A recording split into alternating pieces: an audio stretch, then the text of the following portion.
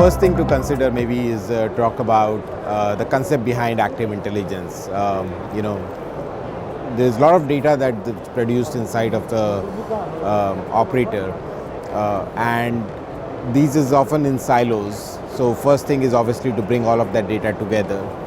And then the second thing is to not just generate insights from that, but also to be able to take actions. So the ability to combine those actions with insights, that's what basically gives the term, rise to the term active intelligence. Now, what we have seen is this particular data sets that are present at the signaling layer, at the business layer, and at the OSS layer inside of a telecom operator, they can be used for many things. Talk about revenue growth. They can be used for customer acquisitions, for example, right? So if you want to understand, if you are a quad play operator and you want to understand, competitive devices on your broadband network or fixed broadband network, and you want to then acquire them into your mobile ecosystem. So that would be, for example, a customer acquisition use case, right? And here we are combining data across the fixed broadband as well as the mobile ecosystem. If we talk about revenue growth, it is things like, people think about revenue from a subscriber perspective, but let's also think about not just the existing subscribers, but acquiring new subscribers. So for example, if you have a fixed broadband network and you have a mobile network, there is technology available which can tell you which of your subscribers are on the fixed broadband and which of the competitor subscribers are on the fixed broadband network. And you could then basically acquire or make targeted campaign to acquire those non-subscribers into your ecosystem. So that's a customer acquisition revenue growth kind of a scenario.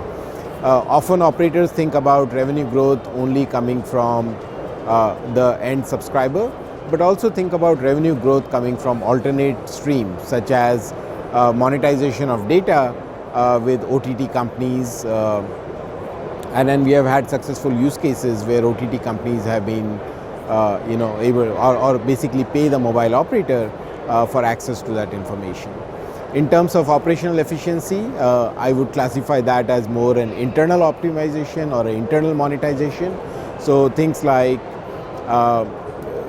trying to optimize the call center experience or a digital contact center experience for a customer, right? So you don't want the customer to go to 10 different places, or you don't want the call center agent to look at 10 different screens, and being able to homogenize or amalgamate all that information together is one example of driving efficiency.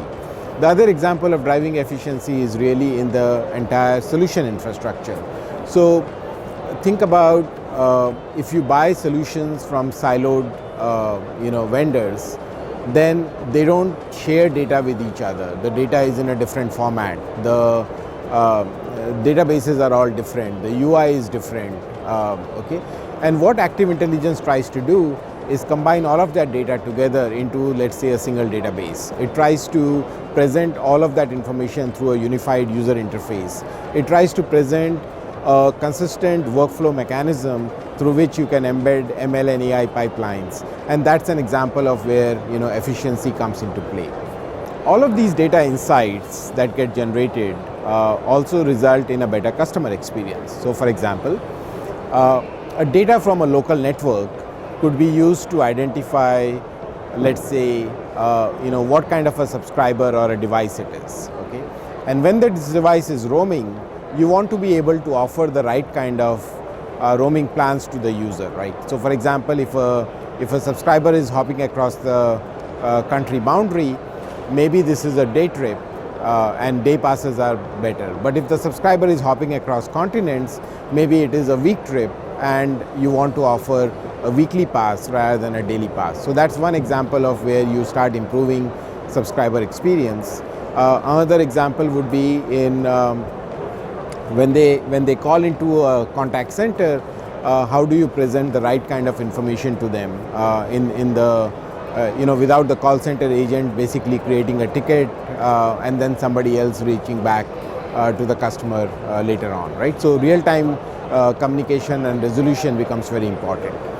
Another example of customer experience could be in terms of just their regular nuisance calls that they receive, right? So robocalling is a big problem. Spamming, text spams are a big nuisance for these guys.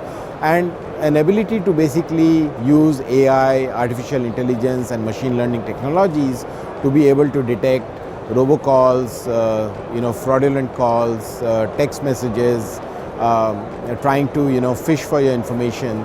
All of those essentially, if you're able to block, that also results in a better customer experience. So Mobileum essentially looks at customer experience not in silos, but because of all the great companies that have become now part of Mobileum family, we are now able to stitch solutions across them, and that generates efficiency and revenue growth opportunities that were so far unseen by the telecom operators.